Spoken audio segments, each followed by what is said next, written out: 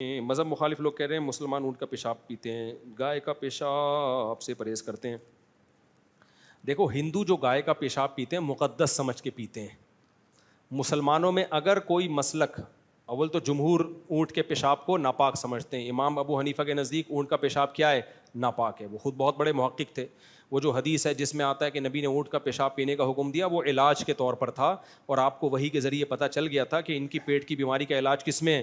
اونٹ کے پیشاب میں۔ تو کوئی اگر مر رہا ہو تو پھر تو گوبر کھانا بھی جائز ہے نا، اگر ڈاکٹر کہہ دے تو۔ مجبوری کے حکام تو الگ ہوتے ہیں، اس سے اونٹ کا پیشاب مقدس نہیں ہو گیا۔ اور اسی وجہ سے حناف کا یہ ہے کہ اونٹ کا پیشاب بیماری میں بھی اب پینا جائز نہیں ہے، کیونکہ وحی کے ذریعے نبی کو تو علم ہو گیا تھا کہ ان کی پیٹ کی بیماری کا علاج اونٹ کے پیشاب میں ہے، لیکن قاعدہ کلیہ تھوڑی بنا دیا تھا نبی نے۔ تو آج اگر ڈاکٹر کہے گا کہ بھائی اس بیماری کا علاج میڈیسن میں نہیں ہے، پیشاب میں ہی ہے، تو پھر گائے کا بھی حلال ہے، بکری کا بھی حلال ہے، اونٹ کا بھی حلال ہے۔ پھر تو اونٹ گائے بکری کے کوئی فرق ہی نہیں ہے۔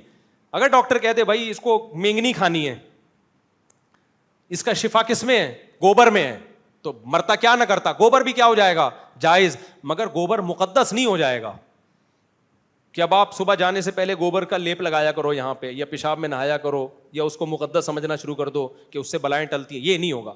تو مسلمانوں میں صرف حنابلہ، امام احمد ابن حنبل، جہاں تک مجھے اس وقت تک جو معلومات ہیں، جو ظاہر ہے یہ مسئلہ پڑے ہوئے بھی 15-20 سال ہو گئے، امام احمد بن حنبل کا ایک قول ہے غالباً کہ اونٹ کا پیشاب پینا بیماری میں، وہ بھی صرف بیماری میں ان کے قول ہے کہ جائز ہے، مقدس انہوں نے بھی نہیں قرار دیا اس حدیث کی بیس پہ۔ لیکن احناف کا اس بار جمہور تو احناف ہی ہیں، زیادہ تر تو فقہ حنفی دنیا میں رائج رہے، ان کا ہے کہ بیماری میں بھی حلال نہیں ہے۔ تو آپ ایک چیز ایسی اسلام کی طرف کیوں تھوپ رہے ہو جس پہ مسلمانوں کا اتفاق نہیں ہے؟ تو اگر یہ جائز ہوتا نبی کی اس حدیث کی بیس پہ تو صحابہ پیتے ہیں اونٹ کا پیشاب، تو کہاں ملتا ہے ہمیں کسی نے پیا ہو؟ تو اگر حدیث سے ہمیں اونٹ کے پیشاب ملتا ہے تو بیماری میں ملتا ہے۔ تو حنابلہ کا قول کسی نے لینا بھی ہے تو سعودی علماء جو فقہ حنبلی کو فالو کرتے ہیں وہ بھی صرف بیماری میں جائز قرار دیتے ہیں۔ علی الاطلاق انہوں نے بھی حلال نہیں کہا۔ کسی کو پیٹ کی بیماری ہے اور اس کا علاج اونٹ کے پیشاب میں ہی ہے تو پی سکتا ہے وہ۔